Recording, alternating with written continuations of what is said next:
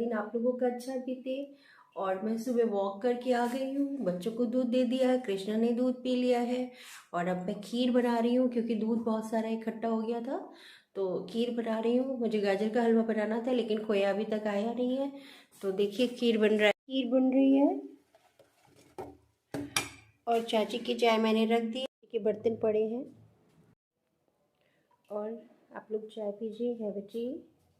बच्चे पढ़ रहे हैं, बच्चों की पढ़ाई हो रही है, विशु लिख रहे हैं, कुछ रिटन वर्क कर रहे हैं। डैडी अभी सो ही रहे हैं।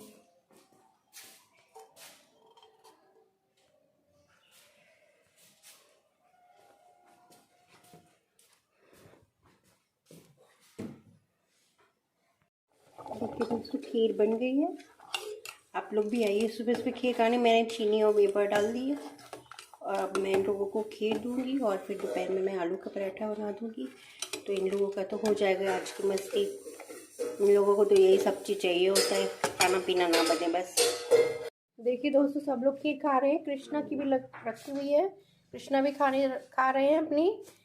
मैंने भोग लगा दिया उनको, चाची भी खा रही हैं और सब लोग खा रहे हैं। तो इनके डैडी जो हैं वो देर में खाएंगे। बच्चों के लिए बाकी रख दी है, बाकी वो फिर जब खाना खाएंगे तब खा लेंगे। मुझे गर्म अच्छी लगती तो मैं थोड़ी ज़्यादा ले रही हूँ। डैडी की भी रख दी ठंडी करने के लिए, वो ठंडी खाते हैं। तो दोस्तों आप लोग सब लोग भी आइए खीर खाने के लिए। तो खीर खा रहे हो, मिट्टू परेशान है तो मैं इनको बिस्किट दे रही हूँ। बड़ा बिस्किट नहीं दे रही, छोटा दे रही हूँ क्योंकि कुतर कुतर के डाल देते हैं। और मैं तोड़ के दे रही हूँ उनको। चले गए उधर खा रहे हैं, मुंह फेर करके खाते हैं पर्दा में। देखिए बड़ा वाला बेटा जो है वो डैडी पूजा करने जा रहे हैं, उनके लिए फूल तोड़ रहा है।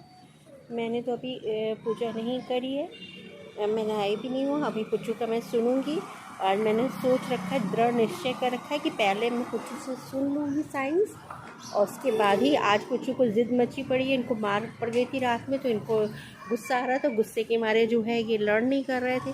तो मैंने भी सोच रखा है कि पहले मैं इनका पूरा सुनूंगी, उसके बाद ही जो है मतलब कुछ और आगे काम होगा। तो मैंने सुबह खीर बनाई थी, दूध ज़्यादा रखा था तो वो जो खीर रखी है और मैंने वो पूड़ी का आटा मार लिया है, वो पूड़ी बना दूँगी तो इनका नाश्ता हो जाएगा। लेकिन उसके पहले मैं सुन लूँगी। खीर मैंने इन लोगों को खिला दी थी, थोड़ा तो उनका पेट भरा हुआ है। और उसके बाद जो है मैं सब्ज़ी बाद में बना लूँगी, तो खीर वो सब्ज़ी पूड़ी इनका वो हो जाएगा, लंच हो जाएगा। और फिर अगर फिर भूख लगी तो इनके लिए दाल चावल बनाएंगे, नहीं तो फिर शाम को फिर जो है शाम का ही खाना बनेगा। इस तरीके से फिर मैं आज तरह गुजारूँगी। और जो है उधर से रानी आ रही है काम करके, सुबह 4 बजे ठंडक में भी निकलती है काम करने के लिए और बहुत अच्छी है। मेरे यहाँ भी काम करती थी लेकिन थोड़ा मिसअंडरस्टैंडिंग हो गई। वो अपना कहीं बाहर चली गई थी बिना बताए 4-5 दिन के लिए, तो फिर वो आई नहीं। तो फिर मैंने राजरानी को हटा दिया था। राजरानी ये करो।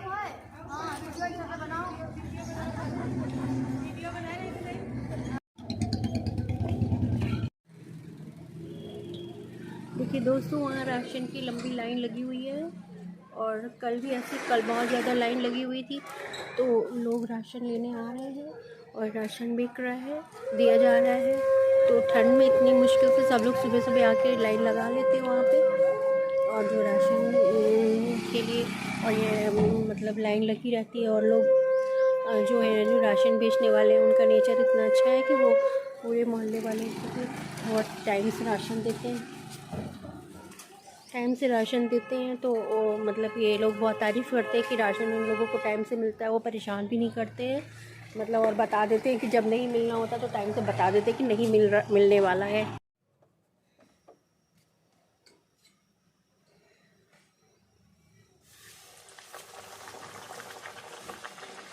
तो दोस्तों मैं बच्चों के नाश्ते के लिए पूड़ी बना रही हूँ और अभी पूड़ी और खीर ये लोग नाश्ते में खा लेंगे और फिर मैं दोपहर में सब्ज़ी बना लूँगी और पूरी सब्ज़ी लोग खा लेंगे। तो इस तरीके से आज का इन लोगों का खाना रहेगा। और अभी मैंने कुछ सफाई नहीं की है, डैडी चले गए हैं दलिया खा के। मैंने भी थोड़ा सा दलिया खाया, बच्चों को तो समझ में आता नहीं है दलिया जो इन लोगों को नहीं अच्छा लगता है और उसका मतलब बच्चों के हिसाब से टेस्ट सही भी नहीं है। थोड़ा फीका होता है, मसाला पड़ता नहीं है, घी पड़ता नहीं, मतलब कुछ घी चिकनाई नहीं पड़ती उसमें, सब्जी और सिर्फ थोड़ा सा दलिया पड़ता है। तो हम लोगों को तो अच्छा लगता है, उसमें मिर्च डाल देते हैं, टमाटर तो अच्छा लगता है मटर डाल के। तो बच्चों को तो नहीं समझ में आएगा, नहीं तो नहीं खाते, तो मैं इनके लिए पूरी निकाले दे रही हूँ। तो ये लोग इच्छा की अपनी पूरी खा लेंगे, पेट भर जाएगा इन लोगों का। फिर ये लोग अपनी पढ़ाई करेंगे, मैं अपना कृष्णा का स्वेटर देखूँगी, ट्राई करूँगी कि कोशिश करूँगी हो जाए। वैसे मुझे आता नहीं है बनाना, लेकिन मैं फिर भी कोशिश करती हूँ कि बनाऊँ, जिससे कि अच्छा ही रहता है। इतनी उम्र के लोगों को तो स्वेटर बनाना आना ही चाहिए। हमारे टाइम की तो जो लड़कियाँ थी वो तो सब बनाना जानती थी, मुझे नहीं आता था, क्योंकि मेरे यहाँ मम्मी बिज़नेस करती थी, तो घरेलू काम इतना ज़्यादा नहीं होता था, नौकर करते थे, और बाकी मम्मी के पास इतना टाइम ही नहीं था कि जो मुझे सिखा पाती। तो ये चीज़ तो होती है कि अगर घर में कुछ काम होता है या माँ बिज़नेस करती है या जॉब करती है, तो उनकी लड़कियाँ ज़्यादा परफेक्ट नहीं हो पाती हैं घर के कामों में। तो ये मेरे साथ कई प्रॉब्लम, और यहाँ पे तो थोड़ा सा ज़्यादा वैसा एरिया था, थोड़ा सा बैकवर्ड टाइप का, तो कस्बा टाइप का था। अब तो खैर सिटी ही हो गई है, तो यहाँ पे तो ट्रेडिशनली लड़कियाँ पसंद की जाती थी। तो इस वजह से मेरी प्रॉब्लम बहुत ज़्यादा हुई, मुझे हेल्थ प्रॉब्लम भी थी। शादी में के बाद ही तुरंत ही बच्चा विशु आ गया, तो मुझे जो है ट्यूमर टाइप से था पेट में, उसी जगह पे यूट्रस में जहाँ बच्चा वहीं पे ट्यूमर, तो मुझे ज़्यादा दिक्कत थी, तो मैं इतना कुछ कर भी नहीं पाई। फिर दूसरे टाइम 1 साल में उसी साल ही मतलब मैं प्रेग्नेंट हो गई थी, शादी वाले साल ही। तो मतलब साल पूरी नहीं होने पे ही 7वें महीने पे कुछ विशु हो गए थे, तो प्रीमेच्योर हुए थे, तो इनको संभालने में फिर इसके बाद फिर मैं प्रेग्नेंट हो गई थी 4 महीने बाद। तो फिर फिर पुच्चू आ गया, फिर मेरे साथ दिक्कत शुरू हो गई, तो इस वजह से मैं कुछ यहाँ संभाल नहीं पाई। फिर यहाँ बड़ी टेंशन रही मेरी। ससुराल में मेरा इतना कुछ अच्छा नहीं रहा एक्सपीरियंस था, और ना ये लोग मुझे अच्छे से समझ पाए ना हम।